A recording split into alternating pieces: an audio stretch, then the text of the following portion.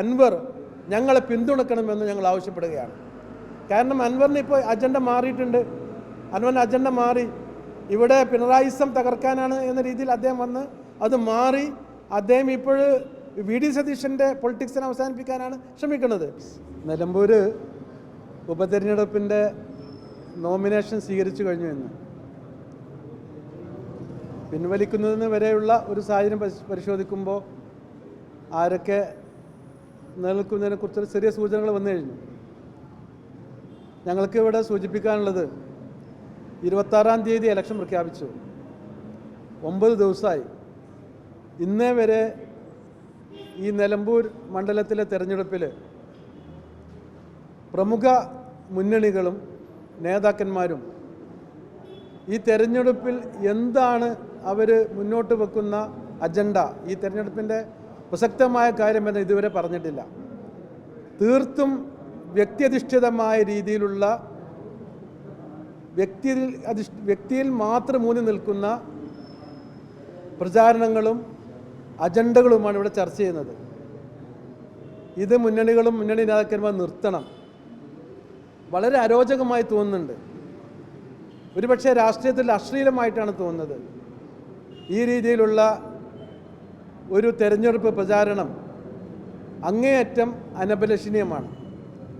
ഇവിടെ മത്സരിക്കുന്ന മുന്നണികളെക്കുറിച്ചും ഈ മുന്നണികൾ പ്രതിനിധാനം ചെയ്യുന്ന രാഷ്ട്രീയ താല്പര്യങ്ങളെക്കുറിച്ചുമാണ് ഇവിടെ പറയേണ്ടത്. കേരളം ഒരു വളരെ ഭീതിതരമായി വിവിധ വിഷയങ്ങൾ നേരിടുന്നുണ്ട്. 2 കാര്യങ്ങളിൽ ഇവിടെ കൃത്യമായ ചർച്ച ചെയ്യണം. ഒന്ന്, കേരള ഭരണം പിണറായി സർക്കാരിൻ്റെ 2ാം ഊഴം അവസാനിച്ച് 3.0 പോകുന്നു എന്ന് അവകാശവാദം ഉന്നയിച്ചുകൊണ്ടിരിക്കുന്ന ഒരു പശ്ചാത്തലമുണ്ട്. ആ പശ്ചാത്തലത്തിൽ കേരളത്തിലെ ഭരണത്തെ വിലയിരുത്തേണ്ടതുണ്ട്. അത് ഇവിടെ ഇപ്പോൾ മുഖ്യമന്ത്രി വന്ന് ഒരു തെരഞ്ഞെടുപ്പ് കൺവെൻഷൻ അഭിമുഖീകരിച്ചപ്പോൾ അദ്ദേഹവും വ്യക്തി അധിഷ്ഠിതമായ രീതിയിലാണ് പ്രസംഗിച്ചു പോയത്. കഴിഞ്ഞ 9 വർഷക്കാലത്തെ അദ്ദേഹത്തിൻ്റെ ഭരണ നേട്ടം, ഈ നിലമ്പൂർ മണ്ഡലത്തിന് അദ്ദേഹം ഉണ്ടാക്കിയ അല്ലെങ്കിൽ ഈ ഗവൺമെൻറ്റുകൾ ചെയ്തു കൊടുത്ത വിവിധ വികസനങ്ങൾ, കേരള സംസ്ഥാനത്തിനുണ്ടായ വികസനങ്ങളൊക്കെ പറയേണ്ടതായിരുന്നു. അതിനു പകരം കേരളം എന്നല്ല, ഇന്ത്യ രാജ്യത്ത് തന്നെ വാര്യംകുന്നത്ത് കുഞ്ഞമ്മാജിയെ പോലുള്ള സ്വതന്ത്ര സമര പോരാളികളെ അനാവശ്യമായി ചർച്ചയിലേക്ക് കൊണ്ടുവന്ന് അങ്ങനെ ഒരു വ്യക്തിയാധിഷ്ഠിതം, അത് തന്നെ പറഞ്ഞത് വ്യക്തികൾക്ക് വേണ്ടിയിട്ടാണ് പറഞ്ഞത്.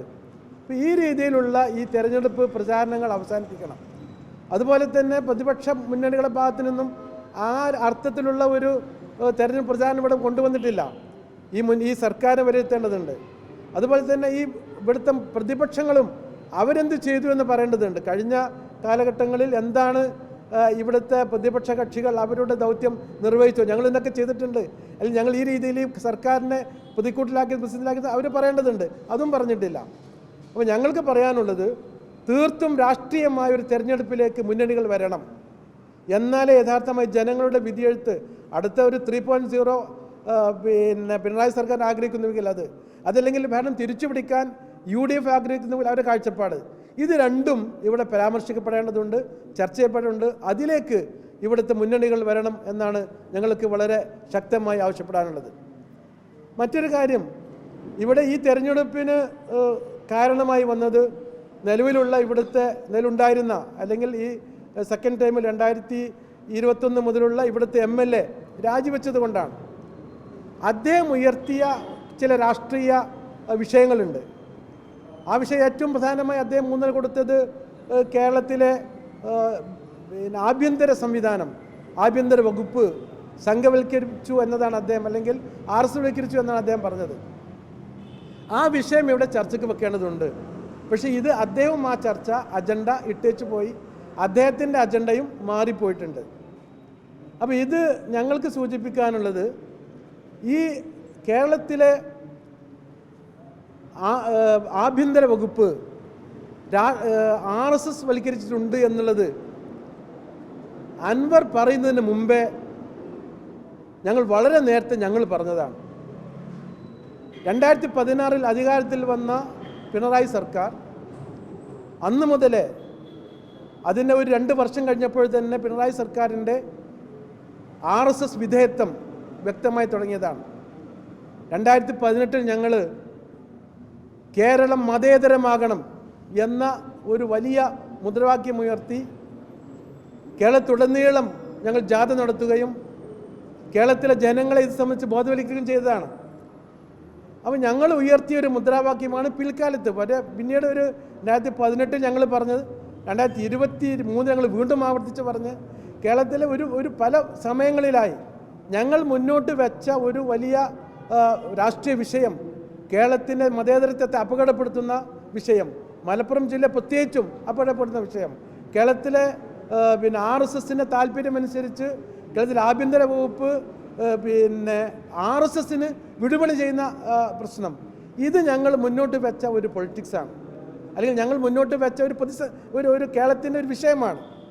ഈ വിഷയം ഏറ്റവും നന്നായി അവതരിപ്പിക്കുകയും ഏറ്റവും മുമ്പേ പറയുകയും ചെയ്ത ഒരു പാർട്ടി എന്ന നിലക്ക് അൻവർ ഞങ്ങളെ പിന്തുണക്കണമെന്ന് ഞങ്ങൾ ആവശ്യപ്പെടുകയാണ്.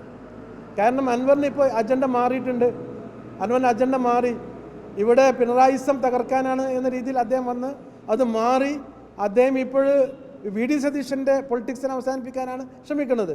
ഈ ഒരു പശ്ചാത്തലത്തിൽ അദ്ദേഹം എന്ത് പ്രധാനപ്പെട്ട ആവശ്യം ഉന്നയിച്ചാണോ കേരളത്തിൽ ഒരു MLA സ്ഥാനം രാജിവെക്കുകയും ഒരു വലിയ കൊള്ളിളക്കമുണ്ടാകുന്ന രീതിയിലേക്കുള്ള വിഷയങ്ങൾ അദ്ദേഹത്തിന് കിട്ടിയ അറ്റൻഷൻ എന്ന് പറയുന്നത് അദ്ദേഹം ഭരണകക്ഷി MLA ആയതുകൊണ്ടാണ്. അപ്പോൾ അങ്ങനെയുള്ള ആ പൊളിറ്റിക്സ് ഏറ്റവും നന്നായി ഞങ്ങൾ ഒരിക്കൽ പോലും പുറകോട്ട് പോകാതെ ആ വിഷയത്തിൽ തന്നെ ഊന്നി നിന്ന് പ്രവർത്തിച്ച ഒരു പാർട്ടി എന്ന നിലക്ക് ഞങ്ങൾ മുന്നോട്ട് വെക്കുന്ന ഒരു രാഷ്ട്രീയ നിലക്ക് അൻവർ ഞങ്ങളെ പിന്തുണക്കണമെന്ന് ഞങ്ങൾ ആവശ്യപ്പെടുകയാണ്.